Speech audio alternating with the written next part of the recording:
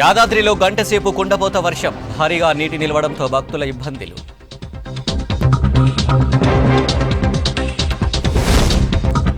రంగారెడ్డి జిల్లాలో మేధా group railway coach factory 2200 మందికి ఉపాధి లభిస్తుందన్న సీఎం. కేసీఆర్ సర్కారుకు కౌంట్ డౌన్ అన్న బీజేపీ, సంపర్క్ అభియాన్ ప్రోగ్రాంలో నేతల ఫైర్.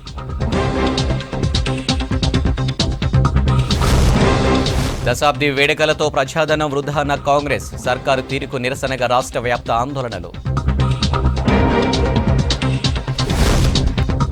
కొల్లాపూర్ మున్సిపాలిటీలో కౌన్సిలర్ల నిరసన, అభివృద్ధిపై వివక్ష చూపిస్తున్నారని ఆగ్రహం.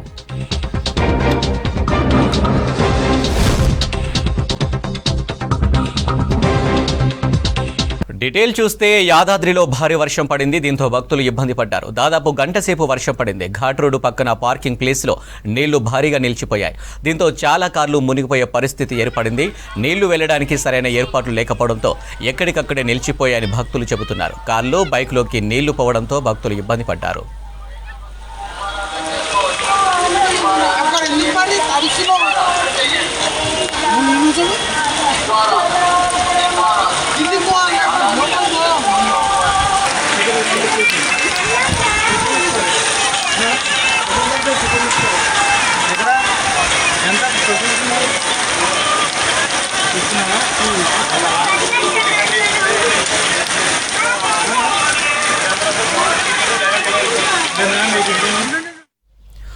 రంగారెడ్డి జిల్లా కొండల దగ్గర నిర్మించిన మేధా గ్రూప్ రైల్వే కోచ్ ఫ్యాక్టరీని ప్రారంభించారు సీఎం కేసీఆర్. దేశంలోనే పెద్ద రైల్వే కోచ్ ఫ్యాక్టరీని 100 కోట్లతో నిర్మించింది మేధా గ్రూప్.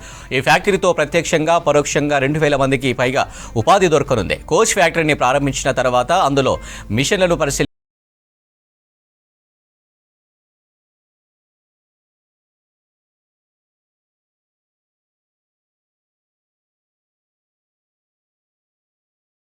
ఇన్స్టిట్యూట్ అంతా తిరిగి వచ్చినాను. చాలా అద్భుతంగా, మేము ఊహించలేదు వాస్తవానికి వీళ్ళు రైల్వే దీనికి సంబంధించిన మ్యానుఫ్యాక్చరింగ్ చేస్తారంటే. విడివిడి భాగాలు ఎన్ని రకాలుగా ఎంత బాగా ఎంత స్కిల్తో చేస్తూ ఉన్నారు అనేది వారు నన్ను ఆటోలో ఎక్కించి మొత్తం తింపి కశ్యప్ రెడ్డి గారు, శ్రీనివాస్ రెడ్డి గారు స్వయంగా చూపించారు. తెలంగాణ రాష్ట్రం ఏర్పడమే కాదు, గతంలో ఉండే తెలంగాణలో ఒక వెలితి ఉండేది. తెలంగాణ బిడ్డలే ఈరోజు దాదాపు 2500 కోట్ల పెట్టుబడితో ఫేజ్ 1 పూర్తి చేసి మ్యానుఫ్యాక్చరింగ్ కూడా స్టార్ట్ చేసి ఈరోజు నాతో ప్రారంభింపజేసుకున్నారు. వారిని నేను కంగ్రాచులేట్ చేస్తూ ఉన్నాను. ఈ ఫ్యాక్టరీ ఇంకా ముందుకు పోవాలి. మనం చూస్తూ ఉన్నాం, హైదరాబాద్లో ఫార్మా ఇండస్ట్రీ బాగా పెరిగింది, పోల్ట్రీ ఇండస్ట్రీ బాగా పెరిగింది. అదేవిధంగా జినోమ్ వ్యాలీలో వ్యాక్సినేషన్ ఆల్మోస్ట్ 1/3 పైచిలకు ప్రపంచానికి మనం సప్లై చేస్తూ ఉన్నాం. దానికి సంబంధించి నేను ఎందుకు చెప్తా ఉన్నా అంటే, ఎక్కడ ఏది అభ్యుదయ పథంలో, ప్రగతి పథంలో ఉబాలించాలన్నా, బ్రహ్మాండంగా రావాలన్నా Kashyap Reddy was very right in his remarks. దానికి సంబంధించిన ఎకో బిల్డ్ కావాలి. ఆ ఎకోలో భాగంగానే మేము బాగా కఠినమైన నిర్ణయం తీసుకొని ప్రపంచంలోనే ఎక్కడ లేని విధంగా టీఎస్ ఐపాస్ తెచ్చినాం. మీకు తెలుసా విషయం? టీఎస్ ఐపాస్ తెచ్చినప్పుడు నేను పడ్డ శ్రమ, అప్పుడు కథను మన ప్రదీప్ చంద్ర గారు అని చెప్పి ఉండేవారు, industry secretary, ultimately retired as chief secretary of the state. దాదాపు ఒక 70-80 దేశాల నుంచి తెప్పించినాం. ఇనీషియల్గా గవర్నమెంట్ ఏర్పడ్డ కొత్తలో ఎప్పుడైతే నేను బిజినెస్ మీట్స్ అటెండ్ చేసేవాడినో నేను చాలా ప్రౌడ్గా చెప్పేవాడిని, the TS iPASS is going to be A real single window. వేరే చోట్ల ఉన్నాయి సింగిల్ విండోస్, చాలా చోట్ల ఉన్నాయి, ప్రపంచంలో చాలా దేశాల్లో ఉన్నాయి, మన ఇండియాలో కూడా చాలా రాష్ట్రాల్లో ఉన్నాయి. But the single window of Telangana is without grills అని నేను చెప్పేది. అది నిజంగా ప్రూవ్ అవుతూ ఉంది. లక్షల కోట్ల రూపాయల పెట్టుబడులు మనం ఆకర్షిస్తూ ఉన్నాం. ఫార్స్, బోగస్ ఎంఓయూలు అట్లాంటివి కాకుండా రియల్ స్పిరిట్లో చేస్తూ ఉన్నాం. ఎంత కఠినమైన చట్టం అంటే 15 డేస్లో కనుక వారికి అన్ని అనుమతులు ఇచ్చి క్లారిటీ ఇవ్వకపోతే deem to be sanction, project deem to be sanction అని చెప్పినాం. 16th డే నుంచి వాళ్ళు చేసుకోవచ్చు. వికారాబాద్ జిల్లా పూడూరు మండలం మన్నెగూడలో ఎమ్మెల్యే మహేష్ రెడ్డి చేపట్టిన పల్లెబాట కార్యక్రమం రసాభాసగా మారింది. తమ గ్రామానికి రావద్దంటూ ప్రజలు రోడ్డుపై బైఠాయించి నిరసన తెలిపారు. దీంతో బీఆర్ఎస్ నేతలు గ్రామస్తులకు మధ్య వాగ్వాదం జరిగింది. గ్రామ సమస్యలు ఎమ్మెల్యేలకు చెప్పుకునేందుకు వచ్చిన తమపై బీఆర్ఎస్ నేతలు దాడి చేశారని ఆరోపించింది. మండల మహిళా అధ్యక్షురాలు బాలమణి తనపై ఎమ్మెల్యే కావాలనే దాడి చేయించారని తెలిపింది. మళ్లీ ఎమ్మెల్యేగా మహేష్ రెడ్డి గెలిస్తే మహిళలకు రక్షణ ఉండదంది. సమస్యలపై ప్రశ్నిస్తే కూడా దాడి చేయిస్తారా అంటూ ఫైర్ అయింది.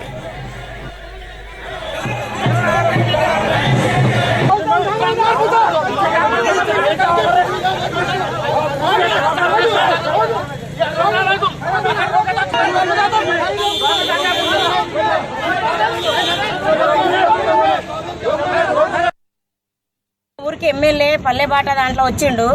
మాకు 30 సంవత్సరాల ఎమ్మెల్యే, మాకు ఒక రోడ్డు లేదు, ఏం లేదు. మేము అడగనిక నిలబడితే ఇనార్గేషన్ ఉండే ఆడ నిలబడితే అజీం కొడుకు అజర్ వచ్చి నన్ను కొట్టనీకి వచ్చిండు. 2-3 బట్టి దొబ్బిండ్రు. ఒక ఆడపిల్ల నన్ను చూడకుండా కూడా అంతమంది ఆడపిల్లకు రక్షణ లేదా? కేసీఆర్ గారు కూడా తెలుసుకున్నాలే ఎవరు పనిచేస్తారు ఎవరు పనిచేయరని. ఇన్ని దినాలకోలే 4 సంవత్సరాలకోలే ఎమ్మెల్యే ఒక్క రోజు కూడా ఊర్లోకి రాలేడు.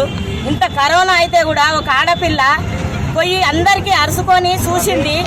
ఈ ఎమ్మెల్యే మాత్రం మమ్మల్ని బాగున్నారని కూడా అడగలే. నేను కూడా టీఆర్ఎస్ పార్టీ పూడూరు మండల్ అధ్యక్షురాలను ఇలా కొట్టనీకి వచ్చిండు. ఆయనను కఠినంగా శిక్షించాలని కోరుతున్నా. నేను ఈడనే ఇట్లా రక్షణ లేకపోతే మాకు ఆడపిల్లలకు లేకపోతే ఇంకేముంటుంది? ఇంతమందిలా సంజాయించేది ఉండే, ఇప్పుడు కాదు రేపు మాట్లాడతాని. నన్ను కొట్టనీకే తోలిచ్చిండు. మళ్ళీ వేరే పిల్లలను కూడా ఎంట తీసుకొని నన్ను కొట్టనీకి వచ్చిండు. మళ్ళీ ఏమింది సమస్య? ఆడపిల్లకి ఏం లేదా? నేను ఒక ఆడపిల్లను, ఒక లీడర్ను ఉన్నా, నాది కూడా అదే పార్టీ. వీళ్ళు కొట్టనీకే తిట్టనీకే బూత్ మాటలు తిట్టనీకే నాకు అవసరమేమున్నా సార్? మీరు దయచేసి తెలుసుకోండి. ఈ మహేష్ రెడ్డికి మాత్రం టికెట్ ఇస్తే ఆడపిల్లలు మాత్రం చెప్పులు తీసుకొని కొడతారు సార్. అది మాత్రం పక్కా చెప్తున్నా. నేను 25 సంవత్సరాల సంధి లీడర్షిప్ చేస్తా. ఊళ్ళో ఉప సర్పంచ్ చేసిన, మార్కెట్ డైరెక్టర్ చేసిన. నన్ను ఇలా కొట్టనీకి వచ్చిండంటే మాకు. మహబూబాబాద్ జిల్లా నెల్లికుదురు మండలం బంజర గ్రామ పంచాయతీ కార్యదర్శిపై బీఆర్ఎస్ సర్పంచ్ చిర్ర లక్ష్మి భర్త జనార్దన్ రెడ్డి దాడి చేశాడు. దీంతో పంచాయతీ కార్యదర్శి దుర్గయ్యకు గాయాలయ్యాయి. సర్పంచ్ భర్తపై స్థానిక పోలీస్ స్టేషన్లో కంప్లైంట్ చేశాడు. పంచాయతీ కార్యదర్శి దుర్గయ్య జనార్దన్ రెడ్డిపై చర్యలు తీసుకోవాలని డిమాండ్ చేస్తూ ఎంపీడీఓ ఆఫీస్ ముందు ధర్నాకు దిగారు. పంచాయతీ కార్యదర్శులు తమకు రక్షణ కల్పించాలని ఆందోళన చేస్తున్నారు. We want justice. We want justice.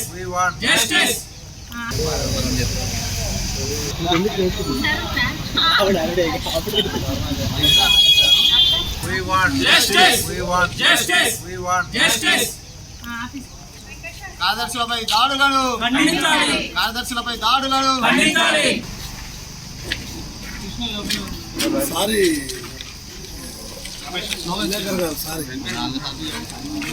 Sampark Abhiyan ప్రోగ్రాంలో భాగంగా ప్రజలను కలిసే కార్యక్రమం చేపట్టారు బీజేపీ నేతలు. ఇంటింటికి వెళ్లి కేంద్రం అమలు చేస్తున్న అభివృద్ధి సంక్షేమ కార్యక్రమాలను ప్రజలకు వివరించారు. రాష్ట్ర ప్రభుత్వం ప్రజా వ్యతిరేక విధానాలను అవలంబిస్తుందని విమర్శించారు నేతలు.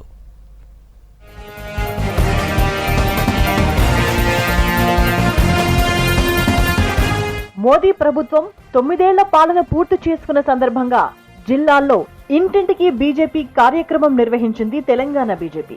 రంగారెడ్డి జిల్లా మొయినాబాద్ లో బీజేపీ ఏర్పాటు చేసిన సంపర్క్ అభియాన్ కార్యక్రమంలో పాల్గొన్నారు కేంద్ర మంత్రి ప్రహ్లాద్ జోషి. కేంద్ర ప్రభుత్వం తెలంగాణకు 1,56,000 కోట్ల ట్యాక్స్ బెనిఫిట్ ఇచ్చిందన్నారు.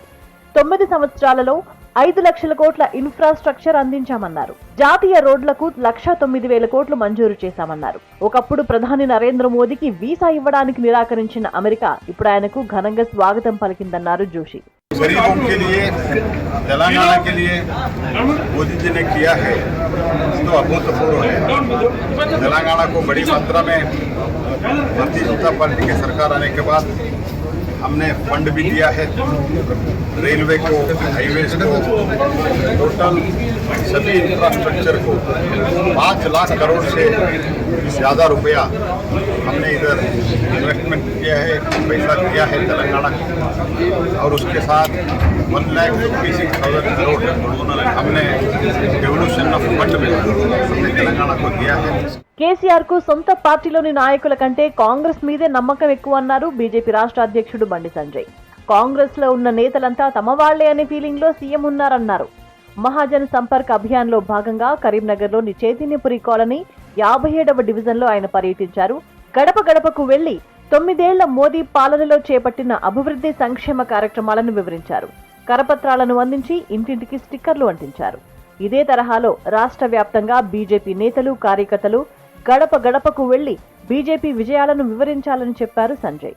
తెలంగాణ రాష్ట్రానికి కేంద్ర ప్రభుత్వం ఏం చేసింది, ఈ దేశం కోసం మోడీ గారి ప్రభుత్వం ఏం చేసిందని చెప్పి స్పష్టంగా మేము పాజిటివ్ దృక్పథం చెప్పే ప్రయత్నం చేస్తున్నాం. రాష్ట్ర ముఖ్యమంత్రి కూడా తెలంగాణ రాష్ట్రానికి మీరు ఏం చేశారు, ఎన్నికలప్పుడు ఏం హామీలు ఇచ్చారు, ఎన్నెన్ని హామీలు నెరవేర్చారు, వాటిని వివరించండి. ఇలా గ్రామాల్లో పోతుంటే ఇబ్బంది పడుతున్నారు ఇల్లు లేక. ఇలా 15,000 ఇళ్ళు అనేది ప్రారంభోత్సవం చేస్తున్నారట. కేంద్ర ప్రభుత్వం 2,40,000 ఇళ్ళు ఇచ్చింది ప్రధానమంత్రి ఆవాస్ యోజన కింద. మరి 15,000 ఇళ్ళు ఏం చేస్తున్నావు, ఏం ఉలగరిపోతాయి అవి? కేసీఆర్ ప్రభుత్వం అవినీతిలో కూరుకుపోయిందని విమర్శించారు బీజేపీ జాతీయ కార్యవర్గ సభ్యుడు వివేక్ వెంకటస్వామి. రాష్ట్రాన్ని 6 లక్షల కోట్ల అప్పుల్లో ముంచారని మండిపడ్డారు. ఎన్నికల సమయంలో ఇచ్చిన హామీలను కేసీఆర్ అమలు చేయలేదని మండిపడ్డారు. రామగుండం ఎరువుల ఫ్యాక్టరీతో రైతులకు ఎంతో మేలు జరుగుతుందని వివరించారు. పెద్దపల్లి జిల్లా గోదావరి ఖని టౌన్లోని రామ్నగర్లో మహాజన్ సంపర్క్ అభియాన్ కార్యక్రమంలో పాల్గొన్నారు వివేక్. ఆయనతో పాటు మాజీ ఎమ్మెల్యే సోమారపు సత్యనారాయణ, జిల్లా అధ్యక్షుడు రావుల రాజేందర్ ఉన్నారు. ఇంటింటికి తిరుగుతూ బీజేపీ ప్రభుత్వం అమలు చేస్తున్న సంక్షేమ పథకాలను ప్రజలకు వివరించారు.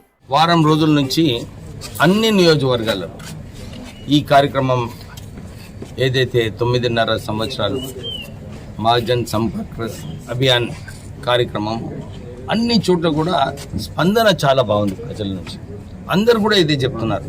నిజంగానే కోవిడ్ టైంలో రాష్ట్రాన్ని ముఖ్యమంత్రి ఒక అప్పుల రాష్ట్రం చేశాడు. 60,000 కోట్ల నుంచి 6 లక్షల కోట్ల రూపాయలు రుణం తీసుకొని ప్రజలపైన భారం.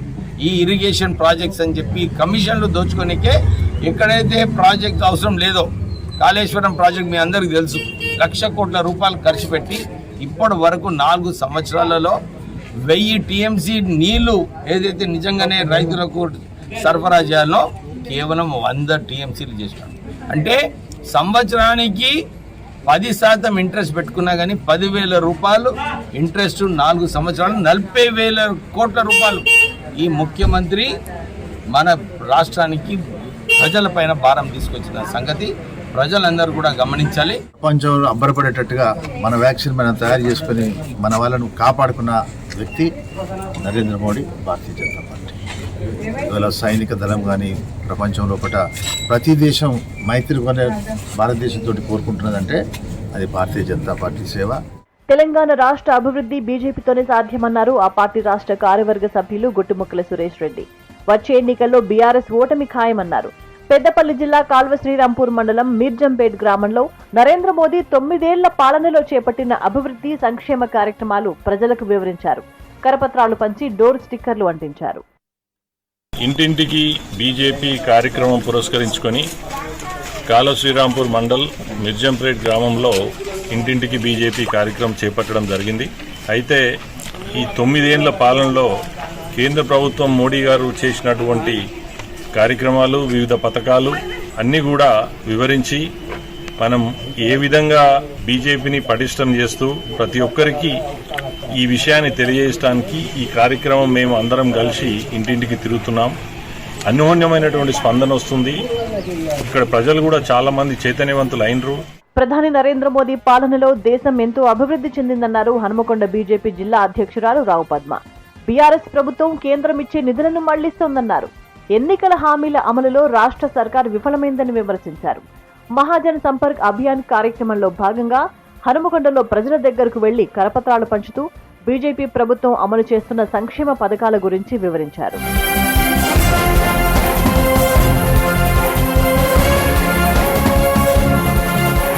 పెద్దపల్లి జిల్లా గోదావరి ఖని పట్టణంలో మహాజన్ సంపర్క్ అభియాన్ కార్యక్రమాన్ని నిర్వహించారు బీజేపీ దళిత మోర్చా జాతీయ కార్యదర్శి ఎస్ కుమార్. ఇంటింటికి తిరుగుతూ కేంద్ర ప్రభుత్వ ప్రజా సంక్షేమ పథకాలను వివరిస్తూ కరపత్రాలను పంపిణీ చేశారు. దేశానికి సుపరిపాలన అందించిన ఘనత ప్రధానమంత్రి నరేంద్ర మోదీకే దక్కిందన్నారు. డబుల్ ఇంజన్ సర్కార్తోనే రాష్ట్రం అభివృద్ధి చెందుతుందన్నారు బీజేపీ రాష్ట్ర నేత కడియం రామచంద్రయ్య. తుంగతుర్తి నియోజకవర్గం నాగారం మండల కేంద్రంలో ఇంటింటికి తిరిగి కేంద్ర ప్రభుత్వ పథకాలను వివరించారు.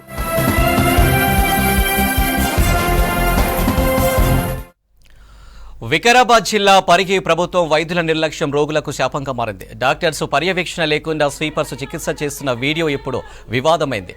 గత నెలలో పరిగి మున్సిపల్ పరిధిలోని హైదరాబాద్ బీజాపూర్ హైవేపై కారు ఆటోను ఢీకొట్టింది. పిర్లగుట్ట తండాకు చెందిన హెమ్లీబాయ్కి స్వీపర్లు 104 డ్రైవర్ చికిత్స అందించారు. మెరుగైన వైద్యం కోసం హైదరాబాద్ తరలిస్తుండగా మార్గ మధ్యలో మరణించింది. విధుల్లో నిర్లక్ష్యం వహించిన వైద్యులపై కఠిన చర్యలు తీసుకోవాలని మృతురాలు కూతురు కవిత డిమాండ్ చేసింది. ఇంకోటి సార్, ఆ రోజు నలుగురు డాక్టర్లు ఉన్నారు అని అంటున్నారు. మాకు ఒకసారి రిజిస్టర్ ఉన్నట్టు చూపిస్తలేదు. ఎందుకు చూపిస్తలేదు సార్? మేము అనుకున్నాం కదా, మాకు రిజిస్టర్ డాక్టర్లు ఉన్నారు, ట్రీట్మెంట్ ఇస్తున్నారు ఉన్నారు, ఓపీ రాస్తున్నారు సరే. మొన్న యాక్సిడెంట్ జరిగిన తర్వాత ఇక్కడ బండి వచ్చి నిలబడింది తీసుకోపోదామని. 2 సవాళ్ళని ముందు 1000 రూపాయలు తోలిచ్చారు. నేను పోయినా 500 మా దగ్గర అమౌంట్ లేకుంటే 500 ఇచ్చిన. అయితే కూడా మీ అమౌంట్ ఏమొద్దు, తర్వాత టైం పడుతుంది, ఇది అది కాలేదు, టైం పడుతుంది, చాలా టైం పడుతుంది, 7 8 అవుతుంది అన్నారు. అయితే కూడా మూట అట్లనే ఎవరు లేరు ఆడ. లేట్ అయితే కూడా ఏమన్నా చేయాలి కదా, ఏం లేదు, మూట కూడా కట్టలేరు. 1000 రూపాయలు ఇచ్చిన తర్వాత మూట కట్టి తీసిరు. శుక్రవారం రోజు మా అమ్మకి యాక్సిడెంట్ అయిపోయింది. మా అమ్మకి అంబులెన్స్ లో తీసుకొచ్చినారు ఇక్కడ పోలీసు వాళ్ళు. ఒక ఆయమ్మ మా అమ్మకి ఎక్కడో ఊపిరి ఉండొచ్చు అండి, ఎక్కడ ఊపిరి ఉండొచ్చు. మా అమ్మ ఏదో ఒక 2 రోజులనే బతుకుతుండే మా అమ్మ. ఆ అమ్మకి ఇట్లా తల్లొక్కాయ గట్టిగా ఒత్తి నోట్లకి వెళ్ళి ముక్కులకి వెళ్ళి గాలి బయటికి రాకుండా ఇట్లా ఒత్తి పట్టుకున్నారు ఆయమ్మ. ఆయన కూడా మా అమ్మ ఇట్లా ఇడిపిస్తుంది, ఆమె తోటి చేతులు ఇడవండి అని అంటుండే కూడా తను ఇడవకుండానే ఇట్లా కొట్టి మళ్ళీ గట్టిగా ఒత్తి ఊపిరి ఆగకుండా చంపేసింది. మా అమ్మ ఎక్కడో ఇక్కడ చచ్చిపోయింది. నర్సు లేరు, డాక్టర్స్ లేరు, ఎవ్వరు లేకుండానే ఆయమ్మ అంబులెన్స్ ఎవరు డ్రైవర్ వాళ్ళు ముగ్గురు కలిసి మా అమ్మాయిని చంపారు. 16 తొలల కడియాలు ఉన్నారు. గుండ్లు కూడా బంగారుది ఉంది, ఒక 11 గుండ్లు ఉన్నాయి, కానీ పోయిందేమో గుండ్లు. తమ వార్డుల అభివృద్ధిపై వివక్ష చూపుతున్నారని నిరసనకు దిగారు నాగర్ కర్నూలు జిల్లా కొల్లాపూర్ మున్సిపాలిటీ కౌన్సిలర్లు. చైర్పర్సన్ కమిషనర్ ఇష్టానుసారం వ్యవహరిస్తున్నారని ఆరోపించారు. మాజీ మంత్రి జూపల్లి కృష్ణారావు వర్గానికి చెందిన కౌన్సిలర్లు మున్సిపల్ సమావేశాన్ని బహిష్కరించి కార్యాలయం ఎదుట ధర్నా చేశారు.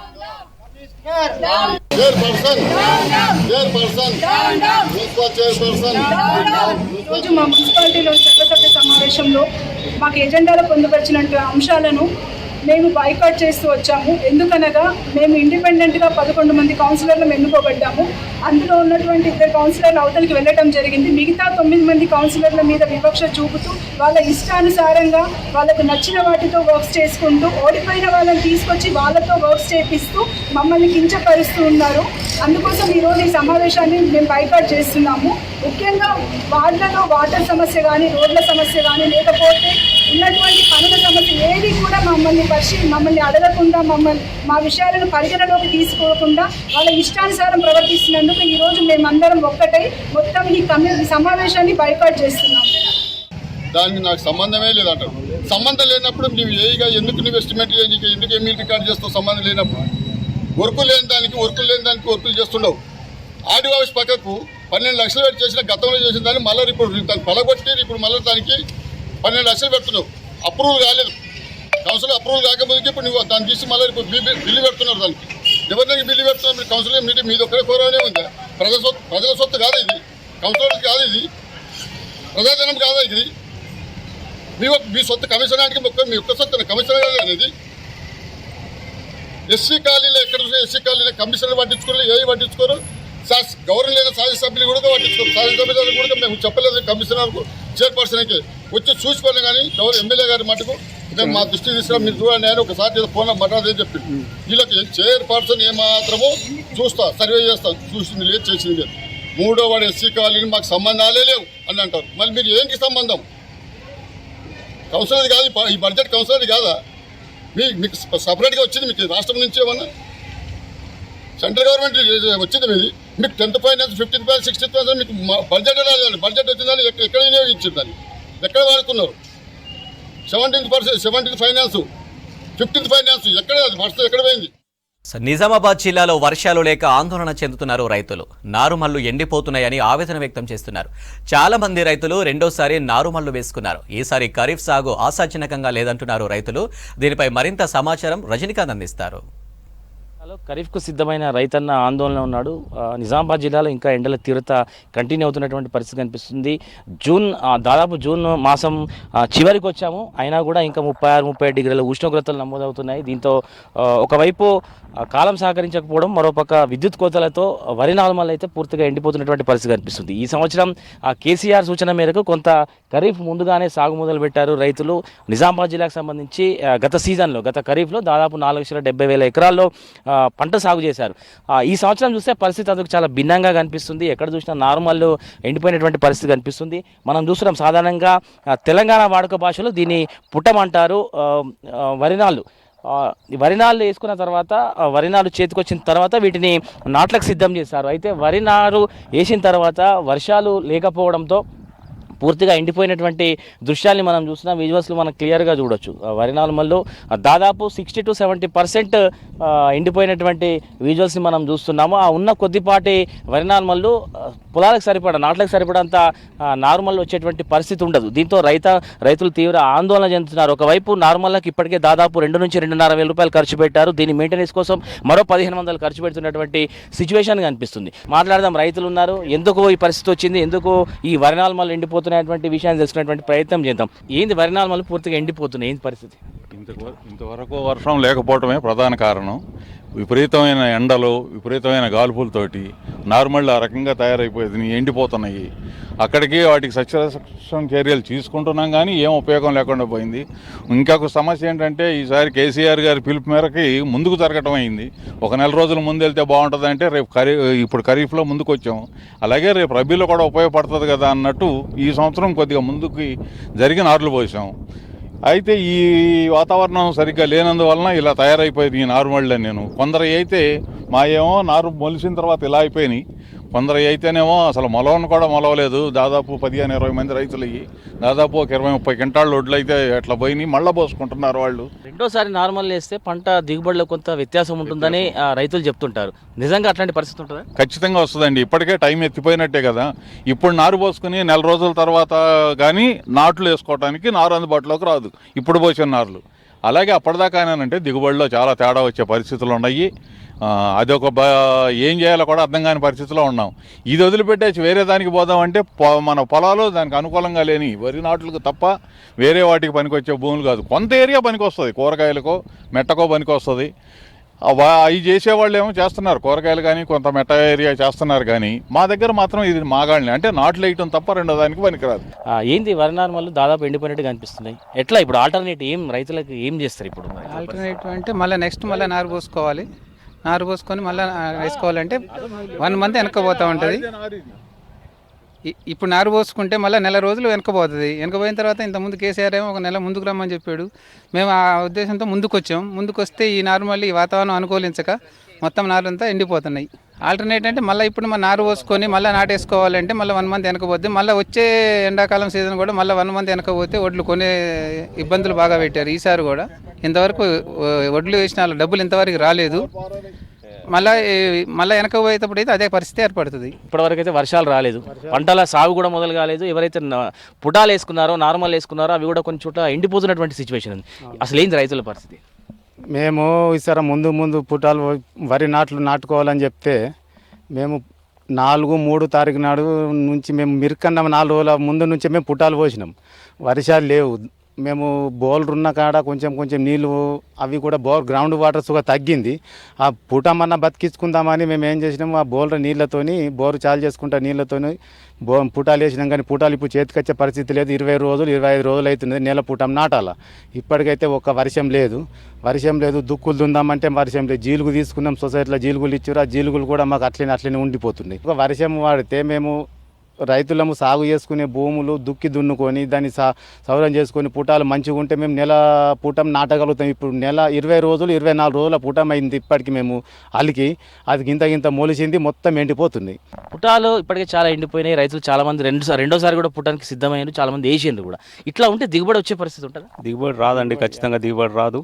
ఇక మనం వేసి ఇప్పుడు వారం రోజులు అవుతుంది, వారం 10 రోజులు అయింది మేము పుటాలు వేసి. ఇంకా వర్షాలు రాకపోతే ఇంకా నెల తర్వాత నారు నాటితే దిగుబడి రాదు. 20-25 రోజుల లోపల నాటుకుంటే దిగుబడి మంచిగా వస్తుంది. ఇక దుక్కులు దున్నుకే పరిస్థితి లేదు. జీలుగులు తెచ్చుకొని ఎట్లనే ఉండిపోయినాయి. ఇక జిలుగుల పైసలు కూడా నెత్తిన పడ్డట్టే.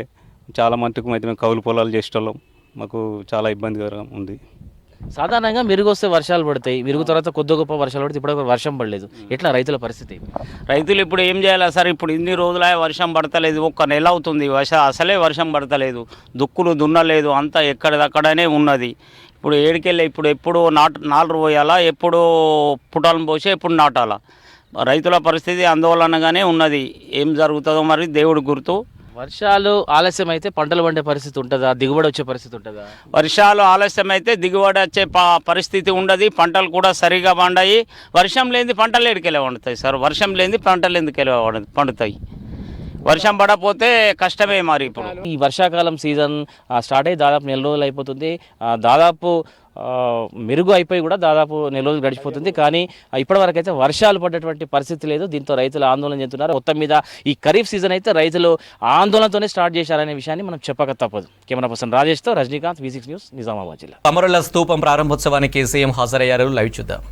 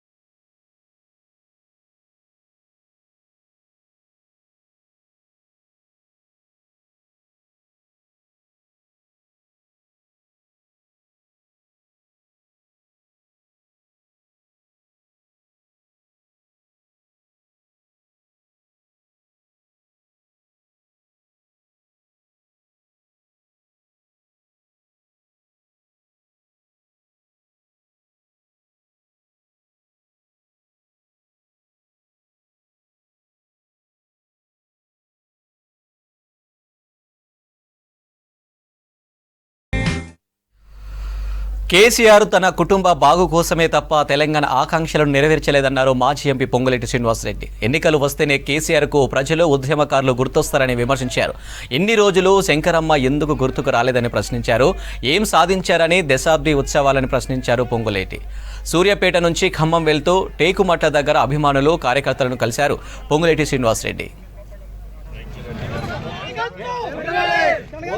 చంద్రశేఖరరావు గారికి ఎప్పుడు కూడా గుర్తొచ్చేది ఒక్కటే, ఎప్పుడు ఎన్నికలు వస్తాయో ఎన్నికలప్పుడే ప్రజలు గుర్తొస్తారు, ఉద్యమకారులు గుర్తిస్తారు. ఆత్మ బలిదానాన్ని చేసుకున్న శ్రీకాంతాచార్యులు గారు లాంటి అనేక మంది యువకులు గుర్తొస్తారు. ఇప్పటిదాకా మీకు గుర్తు రాలేదా? కల్వకుంట్ల చంద్రశేఖరరావు గారు గడిచిన 9.5 సంవత్సరాల నుంచి శ్రీకాంతాచారి గారి తల్లి శంకరమ్మ గారిని సన్మానించాలి కానీ, వారిని గౌరవించుకోవాలని కానీ, వారిని పొట్టలో పెట్టుకొని చూసుకుంటామని చెప్పింది ఇప్పటిదాకా గుర్తురాలే.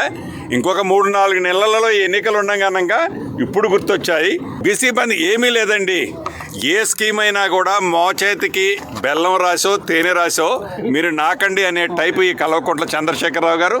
ఎప్పుడైనా ఒక్కసారి నమ్ముతారు, 2 సార్లు నమ్ముతారు, పద్దాక మీ మాయ మాటలు ఎవరు నమ్మరు. నేను, నాతో పాటు అనేక మంది నా తమ్ముళ్ళు, అన్నలకి, యావత్ తెలంగాణ బిడ్డలు సూచనలు చేయటం జరిగింది. అతి కొద్ది రోజుల్లో ఆ నిర్ణయం కూడా మీకు ప్రకటించడం జరుగుద్ది. ఏది ఏమైనా ఇచ్చిన మాట నిలబెట్టుకోకుండా మళ్ళీ 3వసారి మాయమాటలు చెప్పి అధికారంలో రావాలని కళ్ళకంటన కల్వకుంట్ల చంద్రశేఖరరావు గారి కలలని కలల్లాగానే మిగిల్చే దాంట్లో తప్పకుండా మేమందరం కష్టపడి పనిచేసి తెలంగాణ బిడ్డలకి, తెలంగాణ బిడ్డల ఆత్మ గౌరవాన్ని నిలబెట్టే దాంట్లో నా వంతుగా, మా టీం వంతుగా ఆర్నెస్లో కష్టపడి పనిచేస్తామని అయితే తెలంగాణ బిడ్డలకి మీ ద్వారా తెలియజేసుకుంటాం. అంటే ఏ పార్టీ నాయకులైనా ఆలోచించుకోవటం అని అడగటంలో తప్పులేదు, కానీ ప్రజలైతే ఒక క్లారిటీగా ఉన్నారనేది అయితే నేను చెప్పగలను. ఇవి బులెటిన్ అప్డేట్స్. మరిన్ని అప్డేట్స్ కోసం చూస్తూనే ఉండండి V6 News.